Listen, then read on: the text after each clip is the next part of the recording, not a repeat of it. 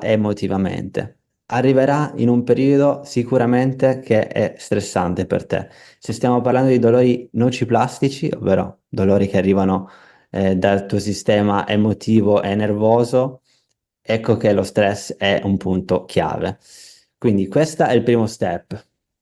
Consapevolezza corporea. Arrivi semplicemente a dire ok, sono in questa situazione, cosa posso fare? A questo punto puoi iniziare a rilassare quella tensione semplicemente sentendola, guardandola, osservandola.